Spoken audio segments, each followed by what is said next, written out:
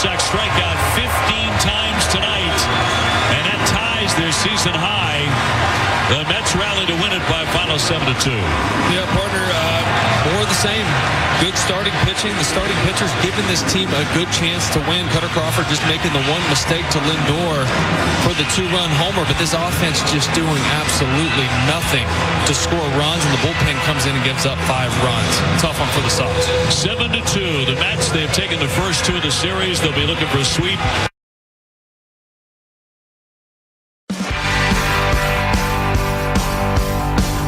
This is where we are. On the verge of a sweep at the hands of the New York Mets. I know. The Mets are playing better. I know. There's something about that organization, though, when you look at them and you say, getting swept by the Mets. Just doesn't sound right, Jared Carrabis. What's wrong with the Mets, Tony? It's just, they're not a great organization. They never have been. Come on. So that's where we're going to start tonight on the Baseball Hour, and you've already heard his voice, Jared Carrabis, presented by Blue Moon Belgian White. Be sure to relax and enjoy the ball game with Blue Moon Belgian White. That's Blue Moon, born in a ballpark and brewed for baseball. Jared Carrabis of Underdog Fantasy joins us as he does every Wednesday. We have a lot to get to. The state of the Red Sox, the plight of the Red Sox. Also, we will touch on Rafael Devers and his snubbing of the media last night in New York. We'll get to some of the particulars on that. I think Jared and I have differing viewpoints on that particular incident. But we'll get to all of it during the course of this Baseball Hour. 617-779-0985. We will take your calls immediately, if not sooner. But we'll start with the plight of the Red Sox, who have lost 4 in a row, have now really missed what has been a golden opportunity to seize control or seize a foothold in the thick of the wild card race. They've not been able to really gain any ground despite the failures of the Kansas City Royals, even the Minnesota Twins complicit. You get the idea. So, Jared, how you feeling about your baseball team? I asked you this a week ago. I'll ask you again. Is it over? Yeah, it's over. Yeah. See, I don't think it is. Yeah, well, you're stupid. It's over. Okay, tell me why. They are who we thought they were. It's they lose tonight. They'll be back to 500 on the whole season. Mm-hmm. Their run differential is 0. They are the definition of mediocre. Because of the way that the Twins are playing right now and the Royals have lost 7 straight. Yeah, okay, fine. You get hot for a week and maybe you're 2.5 out with 3 weeks to go and things can change and all that. But those teams are just, they're better than you. They're better than you. The fact that you're even 4.5 out right now is a miracle. Like, you should be dead and buried, essentially. You kind of, I guess, got lucky that when you decided to really tank it and lose games and the offense go MIA for about a week stretch here, that the Royals haven't won a game in a week and the Twins haven't been really good for a couple of weeks now. That's the only thing that's keeping you kind of in it, is that other teams suck too, but at the end of the day, you suck. You do. Okay, they don't suck. They're average. They're the definition of mediocre. Yeah, you got it right the first time. Yes. And again, I got into an argument with this with somebody about it the other day, and I'm not telling you I like average. I'm just telling you suck is the Angels or the A's. Or the A's have like the second best record in the league in the second half. Okay, I don't care what the second half is. They're 61-78. That's fine. They're playing better baseball than you. So right now they are. But again, baseball's in the aggregate. So the Red Sox are crumbling. And I would submit, I said this last night, you know what the difference is? The 3 teams in front of the Red Sox are all in the American League Central. Minnesota, Kansas City, Detroit. Minnesota and Kansas City have identical records. No, they don't. I take that back. Minnesota's 12 over. Kansas City's 10 over. They have the same number of wins is what they have. Detroit's 1 game over 500, just like the Red Sox. Same one-loss record. Mm-hmm. You know what the difference is between the Red Sox, Detroit, Kansas City, Minnesota? The Red Sox don't get to play the White Sox 13 times? Bingo. Yeah. Bingo. So Minnesota's 12 over. They're 12-1 against the White Sox. They're 500 against everyone else. Kansas City, 10 over. 12-1 against the Red Sox. So they're 1 under against everybody else. Well, you're 500 against the White Sox. Okay, Detroit's 8-1. Detroit's one game over 500. They're 7 under against everybody else. And the White Sox are, look, I wouldn't normally do this, but the White Sox are so historically bad, such an embarrassment to the sport, that they are affecting the playoff races. Mm-hmm. Okay, it really does. The lack of integrity in putting a legitimate team on the field is affecting the race. Well, if you don't sweep this weekend, you don't have an excuse to complain about the other teams beating up on the White Sox. Okay, and I grant you that the Red Sox have not. In fact, they have more losses against the White Sox than either Minnesota, Kansas City, or Detroit. Correct. So you should take that into account. They also have like 10 fewer wins. Okay, so, let's take that into account too. And again, they can make up some of that difference this weekend. I don't think it's dead yet, which again they're dead yet, which you should not confuse with me saying that I think they're going to win it. Because right now it's hard to believe that. But these teams in front of them aren't good either. This thing's not over yet. You don't think the Royals are good? I think the Royals are pretty good. I don't think the Twins are.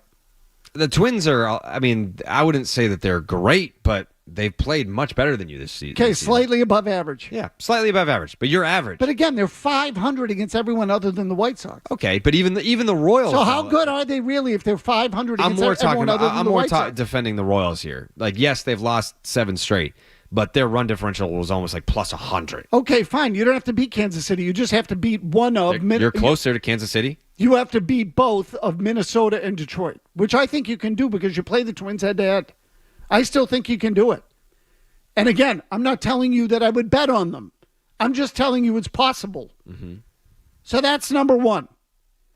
Why are they losing, Jared? What do you make of this? I thought Lou Merloni made a great point about how no one expected them to be good, so they were playing free, and that's when they were playing their best baseball, was when they had nothing to lose. And then the second that people started talking about the playoffs and playoff odds, that's when it went in the drain. So you think they're feeling it a little? I mean, they've told you that. I think Kenley said it. When Alex Cora closed the clubhouse until 4 o'clock, guys usually show up around 1 o'clock. Cora closed the clubhouse, said, don't get here until 4. They won a couple of games, and one of the games Kenley saved in the 9th inning, and then he did like an interview with Jemai, and he was like, yeah, like, so I think some of the guys were pressing. Like, I think being with your family, it helped, and some of these guys were trying to do too much. Like, they told you that was kind of weighing on them. But the whole closing the clubhouse thing, that worked for like a couple days, and then they kind of just went back to losing baseball games. Okay. I want to get to Rafael Devers too, but let me ask you this first. Well, you mentioned Cora and his decision to close the clubhouse, which I thought was, it was hardly revolutionary, but it was a manager having his finger on the pulse of the team, recognizing what was going on, and said, get away from the ballpark, live your life, show up the next day ready to play. The game can consume you. I mean, it can happen in every sport, but baseball more than any other because of the nature of the schedule and the games. It's every day. And I'm not telling you anything you don't know, but it can really swallow you up. It can. It can bury you if you let it. Cora knows that. Which brings me to the Cooper Criswell game over the weekend. Criswell, 12 up, 12 down, zipping right along. Cora lifts him from the game in favor of Rich Hill. Your assessment overall of Cora's decision to pull Criswell, and I will say also of the way he talked about it after the game, like what was your read on the whole thing? Well, today he doubled down on it. He was asked again today across the street, and he said, yeah, no, the decision was the one that we made. We talked about it before the game. But my take on this was, what makes Alex Cora such a great manager is you go back to that 2018 run, and you would see like guys like Dave Roberts, other managers, big name managers, and they're getting handed their lineup cards from upstairs. Like, this is what your lineup card is. Like, in this situation, you're going to this reliever. And I'm not saying Alex Cora doesn't get all that information, but at the end of the day, it's left up to him to make the decisions. Here's the information, do with it what you will. And if his reasoning was, hey, we kind of decided that Criswell was going to go X amount of innings. We were trying to get X amount of outs with him if it was under a certain amount of pitches. And then if we had this part of the lineup, then we were going to go to Rich Hill. That was the plan before the game. Okay, well, he's pitching a perfect game, so why don't you just keep rolling with him? It would be different if it was an opener like, say, Bernardino. If Bernardino went out there, or Zach Kelly, and he was perfect through 3, well, you're kind of pushing it to ask him to go out there for the 4th inning. With Cooper Criswell, we've seen him go 6, 7 innings. He's it's rare. out. Yeah, like he can do it. So I get it. You're not going to throw anyone under the bus. You're not going to say, oh, we made the wrong decision. But I think it would go a long way, especially because fans were pretty upset about that decision. Like, I mean, I've seen Cora get heat from the fan base for certain decisions.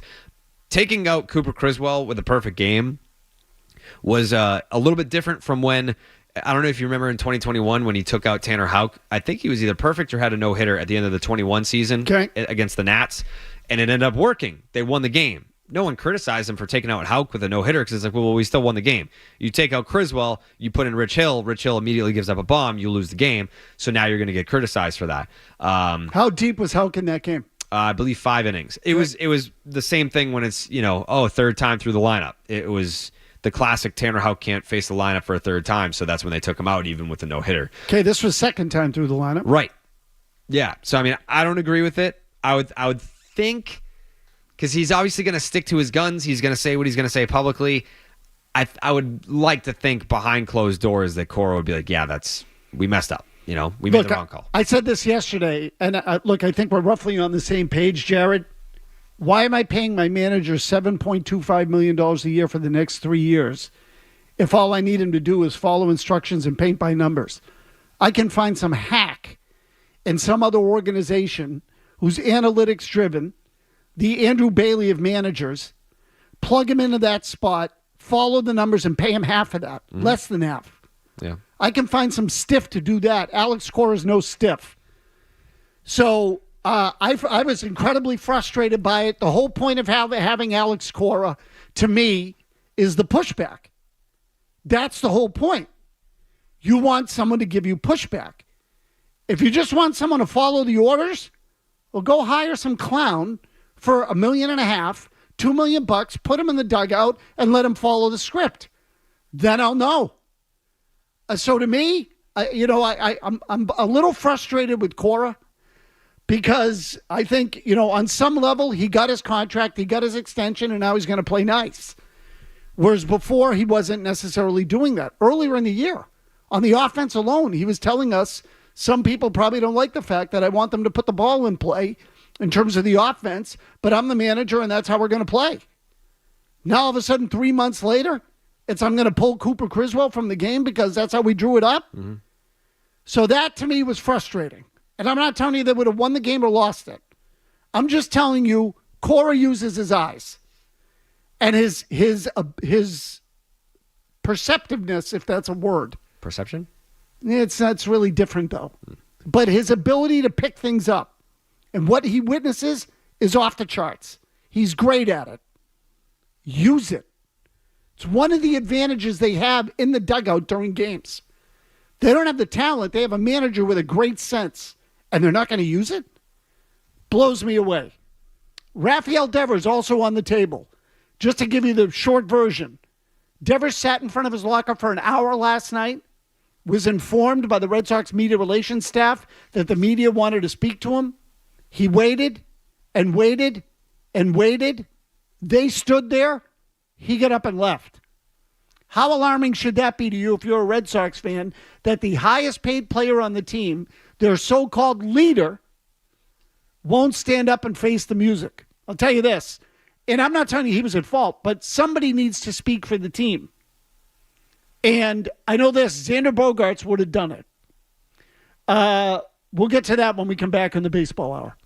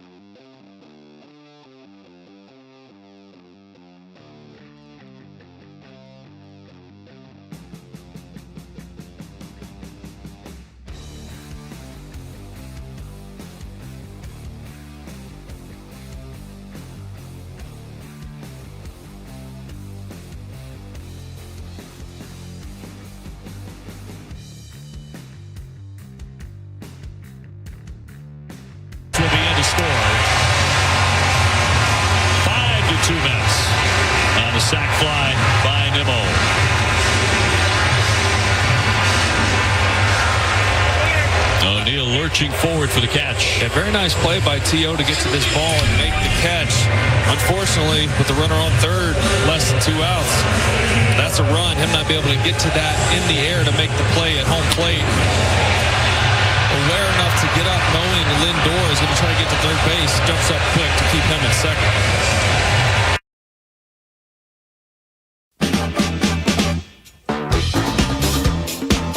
I was in the 8th inning last night, made the game 5-2. While Chris Martin was getting his face ripped off. Did you see that play, the sac fly? Sure did.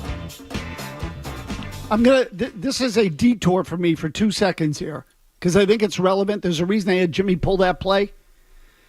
And I disagree vehemently with Will Middlebrooks there, whom I like. I like Will. But I disagree with him vehemently on the play, and I think he held back there a little bit, probably because he's still relatively new to the job, but I think that he saw what I saw, and I'd be willing to bet what you saw. But tell me was there anything you noticed on that play? And maybe not. Again, this might just be me being a dick.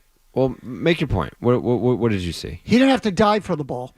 Oh, you're talking about Tyler O'Neill. Yes. Well, yeah, he's been that's been a conversation for a few weeks now. This is a multi-time Gold Glove outfielder, where he's diving for balls that he doesn't need to. Every time that he does the janitor throw, which you comes off his basically do feet. a cartwheel. Yep. Yeah. Never throws anyone out doing that. Correct. He's missing cutoff men. Correct. When he was playing left field the other day, he bobbled the ball that resulted in a run in the left field corner.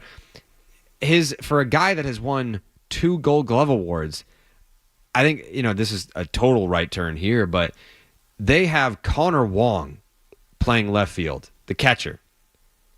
But they'll tell Masataka Yoshida, we've seen enough from you, buddy. Like, we're not going to even risk putting you out on the outfield grass for a single inning this season. But you've got Tyler O'Neill booting the ball all over the place, throwing the ball all over the place. That's fine. We can put our catcher, who's never played the outfield at the big league level before, we can put him in left field. But Yoshida, no. It just, I don't know. There's very little consistency there. So here's what, to me, I'm focused on O'Neill at the moment, and you're not wrong, Jared. But I'm focused on O'Neill. The guy doesn't know how to play the game. He doesn't. So, again, he's a softball player who's got tremendous power, and he can catch a fly ball and reads it okay off the bat for the most part. But the game sense, it's 4-2 in the 8th inning. There's 1 out.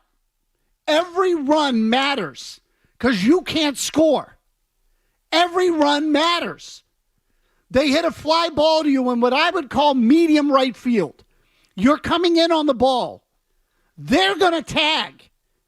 You might have a play at the plate. He dives when he doesn't need to and basically gives them the run. This one drove me bananas last night because of, what do you call it, the janitor throw? I've never heard that before. Yeah, that's what so why do you call that? That's the name for it, yeah. I know, but what's the logic? I have no idea. That's just what it's called. Like whenever you basically are doing like the crow hop and then they end up doing like the cartwheel and throw at the same time, that's what it's called.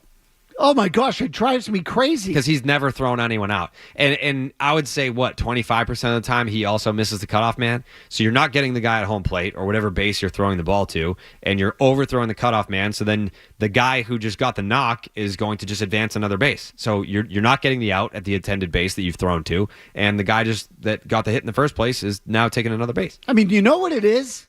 Is stupid. Yeah. It's a stupid play. It would be one thing if, Wilyer Abreu, for example, he has a cannon. Like Tyler O'Neill, he'll put everything he has into a throw, and it's a very unimpressive throw. Wilyer Abreu, he can sail one from the right field corner into the seats behind the visiting dugout. So he has a cannon, but he doesn't need to do like the little front flip thing to do it. Because it's a waste of energy. Correct. It's purely to make people go, oh, look at him. I don't know how the Red Sox coaching staff hasn't been like, stop doing that. I'm sure they have, and he does it anyway. Yeah, it's unnecessary. I'm willing to bet that they have, and he does it anyway. He's got Hunter Renfroe disease. Like, look at me. Look at how hard I'm trying. Oh, it's a complete waste. And last night's play was stupid. It was really, really stupid. It's 4-2. You need every run you can get, pal. Stay on. And the other thing is getting off your feet does not make the ball come there any faster. It happens after you've released the ball. I got a question for you, Tony. Oh, it drives me. I hate guys like that. Hate them. If Tyler O'Neill were left-handed and Masataka Yoshida were right-handed, do you think that their roles kind of switch? Oh, I see what you mean. Maybe. Like, I think that the fact that Masataka Yoshida is left-handed, they're kind of just like, well, we don't. It would be easier to give less of a role to Tyler O'Neill because of his defense. Yeah, he's just not very. He's not a very smart player. Again, a softball player, a bodybuilder with a uniform. It just absolutely drove me bananas. I can't emphasize enough how dumb a play that was last night. Dumb. Stupid play. Chris on the Cape. Chris, what do you got? Chris. Hey, Mazz, I love you. First time, long time. I just want to say, so you're saying there's a chance? Yes, I'm saying there's a chance. I don't think it's over yet. I don't. Now, again, I don't feel good about them. I'm not telling you I feel good about them. This has been crazy that you've been more positive than me. So you guys, again, you blame me for being negative, and you guys quit easy. I'm not quitting. I'm just you quit I'm just easy. Smart. And again, right. And then when the Red Sox have a good record, it's, well, we don't even need to play the playoffs because they're going to win the World Series. Well, I was right about that, too. I said that in 2018. Okay, so I just temper my enthusiasm or my disdain when it gets to this stage of the season. But I don't think it's a coincidence that they're losing now because teams turn it up at this time of year. They take the games more seriously, and if you don't have the talent to keep up, you're not going to keep up. Chris in Hartford. Chris, what do you got? Hey, Tony. So the pitching staff the last week and a half, they actually did what we kind of were talking about, getting ahead with the fastball, staying away from the sweeper. The problem is I have not seen another team except for the outside pitch that Lindor hit, a fastball. All of the hits that the other teams have gotten in the last three series, where they do go inside, they're trying to fool them. So they're getting beat on pitches that are not their best pitches. The changeup, an inside cutter. Why don't we just continue to stay with the fastball? Baseball is you supposed to get through the order unless those guys can hit the fastball. The other team has to prove that they can hit the fastball. Okay? Until they do that, then we continue to pitch inside.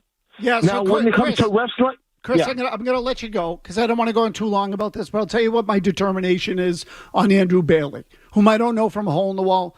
I don't like the philosophy, Jared. I think Andrew Bailey is a thrower who doesn't know how to pitch, okay? Mm-hmm. And I think because of that, he now thinks he can, as a coach, he has sort of adopted this idea of we're just going to go with the analytics. When I don't think they really have a clear approach with, look, it used to be that a guy would start a game, you establish the fastball, you move it around, you drop in an occasional off-speed pitch. Then the second time through, you show him something different. The third time through, you show him something different again. And now you get the hitter off balance and he doesn't know what's coming next. Okay? They don't do it that way. They just keep throwing the same pitch that they deem to be unhittable over and over and over again. Or the least difficult pitch to hit. That tells me they don't know how to pitch. They're just going by the numbers. So, but you tell me, am I wrong about Bailey? I think it's still TBD. I think if you look at what happened in San Francisco, his first year there wasn't a huge needle moving moment, but that second year is when that staff took like a big step. So I don't want to say that that's going to happen here, but it would also be a little premature to say that it's not working or it's not going to work. Okay. I mean, look, again, I would, if this is what it's going to be, I want a new pitching coach. That's what I'm saying. So if you're telling me this might not be what it is, let's see what happens next year, or the philosophy will take hold in a different way and that they're building something, fine. Let's be patient, Tony. Yeah, I don't believe in patience. I believe in winning is what I believe. You can be both. Jimmy, I'm going to go over a little here because I'm intrigued by this phone call. It says Matt, Red Sox ownership, says he sat with Theo at a game last week. Okay, Matt, I'll allow it. Matt in Providence. Matt, go ahead. Matt, thanks for having me. I got to say, you got to 4 runs a game to 6 runs a game to be serviceable in the MLB. So go after wins. Do not invest in a pitching staff until you can get 4 to 6 runs a game. If you can't average that, what are you doing? Talking to Theo, spending time around him, and just asking about his philosophy, he didn't divulge too much because I was lucky to be in the box and bump into him. But my question to you is, Mazz, as someone that knows more than most and more than many, when we look at the pitching staff the Red Sox occupy right now, does not identify with a team that can protect run production. So go get an ace and go get a reliever and go get a deep bullpen. No, you don't go do that. In my mind, as a fan, I wonder, Mazz, I yield to you here, like I yield to Theo the other night, until you have the opportunity to do that. I'm not saying that's what I pulled down from Theo, but from talking to him, I understood the simplicity of baseball is run production protected by defense and pitching. Yeah. And thanks for having me on, Matt. Yep, no problem. Listen, your connection wasn't great, but I understand your question. Don't invest in the pitching until you have a lineup that can produce runs. I would tell you that overall this year, they've produced runs. They have. I mean, where do they rank in run score? I'm trying to punch it up right now. They are 10th in baseball, and they've been wretched lately. So the point is their offense is above average. And I looked this up today. They don't win low-scoring games. The reason they don't win low-scoring games is because they can't pitch. That's what it is. I think they have the 4th worst record in baseball when they score fewer than 4 runs a game. So I'm basing that on winning percentage. Jared, what do you think the number one problem on the team is? I would say it is starting pitching. Yeah, it's starting pitching. I mean, you could look at it right now and say, when's the last time the Red Sox have had a homegrown pitching, like multiple guys? Cutter, who pitched well last night. Houck, who is an all-star. Who am I missing? Oh, Bayo. Bayo's pitched well as of late. These are homegrown guys. That's great. But you still need to supplement that. I know the plan was to do that with Lucas Giolito. It's not even like you're not going to consider Giolito this frontline guy. Oh, this is our ace. This is our game one starter no matter what. It was an innings thing. You definitely needed the innings because when you're talking about these younger guys, we have been talking about since April that they were going to not flame out, but run out of gas, fatigue towards the end. And we've seen that at points in the second half. But there are so many things that you could address on this team this coming off season. The back end of the bullpen, like Kenley, is he going to be here next year? Probably not. Liam Hendricks, is that your closer next year? We haven't seen him come back and pitch yet. So is that your solution? It could be. But you also need to build the bridge to a guy like Liam Hendricks. How many guys in the bullpen right now do you really trust to be able to do that, especially with Kenley gone? The infield defense sucks. The outfield defense, great. And then I guess like certain parts of your offense, I guess like you could improve, but it's got to be starting pitching one. Yeah, look, the offense, I'm not telling you the offense is great. Okay, there's no question there's an issue there. You need a right-handed bat in the middle. You put a bat between Devers and Casas that's right-handed and productive. Maybe you're in business. You can fill out the rest of your lineup. You need a little more balance there. But the lineup isn't the biggest problem. The pitching's the biggest problem. For the first couple of months of the season, the Red Sox were in the top 5 in the league in pitching, top 5 in baseball. Now they're 18th, which means that since that time, they've been among the worst. That's not a coincidence. And the thing that the caller said about going out and getting a pitcher, they needed to do that last offseason, let alone this one. A front-end guy. So if you were to believe kind of like the spring training murmurs, the buzz down there, it was that John Henry is not out on spend. Like, it's not like he hired Chaim Bloom to lower the Red Sox payroll to never bring it back up again. It was kind of the rumor that, like, I'll spend when I feel like it's time to spend. Correct.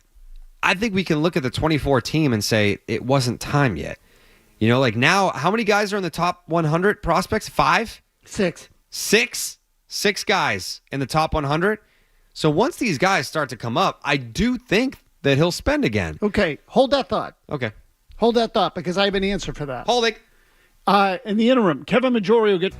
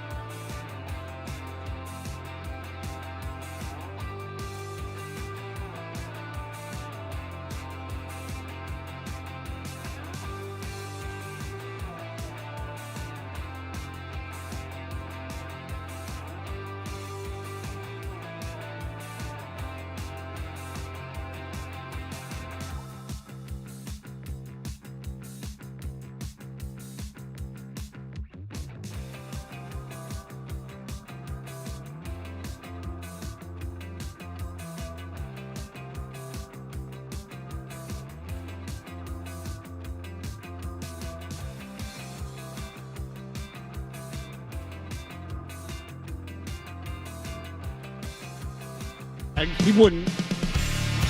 He thinks they still get a shot. Maybe. I don't know what he thinks privately. But before we get to Rafael Devers, I do want to touch on quickly what Jared was saying before the break. Jared, just to refresh people's memory, or certainly people who are just joining us, you talked about the Red Sox in spring training and that the vibe was that they are not going to cease spending forever. That just repeat what you said so people know what the message was. Yeah, that was kind of the unofficial report, but I think some people wrote it. Maybe McAdam wrote it. The idea that John Henry hasn't completely abandoned being a big market team, hasn't completely abandoned outspending the rest of the pack to get his guy. It was more so that the sentiment was he didn't believe that this team was going to go anywhere. And I'm with you. When you sit there, you're probably thinking what I'm thinking. Well, if you spend more, then maybe they could go somewhere. Okay, that's fair. But when you're being told by all your talent evaluators that, hey, we have an embarrassment of riches in our prospect system, where at the time there were not 6 top 100 prospects, but as of today, you have 6 top 100 prospects. Mm-hmm.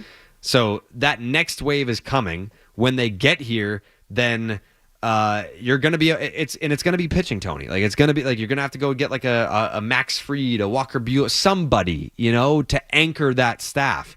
It shouldn't be like if the Red Sox did, by the grace of God, make the playoffs this year, like Tanner Houck is going to be your game 1 starter. How do you feel about that? I mean, I don't think we have to worry about that scenario, but it should be an established, I've been there, I've done that guy. This is the Boston Red Sox. So I think when other people, I still get people coming at me to this day saying, you need to come at ownership and you're the voice of the fans and you need to attack and blah, blah, blah. It's like, well, because I don't feel as hopeless in that regard as maybe other people do. Mm-hmm. I do actually think that when they're ready, they're ready, they will. Yeah. Okay. Until they don't, if this next crop gets here and they're still cutting payroll and making excuses about luxury tax, then I'll get upset. But they've been kind of planting the seed for years now, like, hey, wait until this next crop gets here and then we go. Okay, I hope you're right. I mean that. Because that's what we all want. In the same breath, I'll say to you, we agree they need pitching. Yeah. Last offseason was a great pitching market. Yeah. Terrific. There were all kinds of pitchers available. Mm-hmm. Some of them, the prices even came down. They didn't get any of them. Correct. So my point would be, why do you have to wait until the guys are here? Why can't you get the pitcher first and have it in place when the guys get here? I agree with you. And the first name that comes to mind, I know it's not a perfect name to throw out there, John Lackey. So they went out and signed John Lackey, I think it was 2010. So, and then he had the highest ERA ever for someone that made X amount of starts in baseball history. Pitched with a bad elbow. Yep. Got TJ. Missed 2012, but was a huge part of that 2013 team. Bingo. So I'm with you, Tony. I feel like maybe, so the name that I'm obviously obsessed with is Roki Sasaki. I don't know that he's going to be posted this winter, but if it ends up being next winter, that's the dude you write the blank check for. Okay. Same thing was said about Yamamoto, and they got outbid. Yeah, but I don't know that that was the move. Okay. So, but you've talked about this. You've been talking about this for 10 years. The big ass thing. Lester, Beckett, guys like that. Like Yamamoto, little dude. I think he's not. I think he's like 5'10". Not that 5'10" guys are small. I'm 5'10". But as far as pitchers go, yeah. Sasaki. That's the dude that you want. Like, he's built like an ace. He's a big dude. He's younger than Yamamoto. If you're gonna throw a huge bag at a pitcher that hasn't thrown a big league pitch before, Sasaki's the guy. Throws harder, younger, bigger, stronger, faster. Yeah, I know, and they'll get outbid on him too. Could be. Yeah, it's possible. So now let me ask you about Rafael Devers. Sure. Last night after the game, Devers was sitting at his locker. The media informed media relations with the Red Sox that they wanted to speak with Devers. Apparently, he got up at some point, walked off, came back, sat at his locker. The media waited for him for up to an hour, I think it was. Yeah. And then he got up and left without speaking with him. The horror. Okay, so go ahead. I sense the sarcasm in your voice. Go. Yeah, the people that are saying, do the Red Sox have a leadership problem? Like, why doesn't Rafael Devers? He's supposed to be the leader of this team. Is he? When the hell was Rafael Devers anointed as the leader of the Boston Red Sox? Never been the thing. Xander Bogaerts was always the guy that, even if he was 4 for 4, would stand in his locker after a tough loss and answer the questions. He was the leader. He was the unofficial captain of the Boston Red Sox. Devers never has been that guy. I used Mike Trout as the comparison. During the lockout, Mike Trout spoke up and was saying things, and everyone was like, whoa, Mike Trout spoke? This means something. We should pay attention. Rafael Devers doesn't speak. In spring training, he spoke. He was like, hey, what the hell are we doing here? Like, why aren't we spending money? That meant something because he doesn't say things very often. So when he does, it comes from a place of like, hey, we should pay attention to this. Devers is not the guy that, hey, the Red Sox lost 7-2. Rafi, what do you got? He's just not that guy. I don't know that the Red Sox have that guy. I was just going to ask you, who is that? Right now it's Duran, but I don't think it should necessarily all fall on him because he's an emotional fella, as we know. I think he's... They don't have one. They don't, but it's Rob Refsnyder, who's not really supposed to be an everyday player, is talking about retiring at the end of the season. But I think in 2022, if it were Jarren Duran, it's coming from a player that, in his own words, I don't even belong in the big leagues.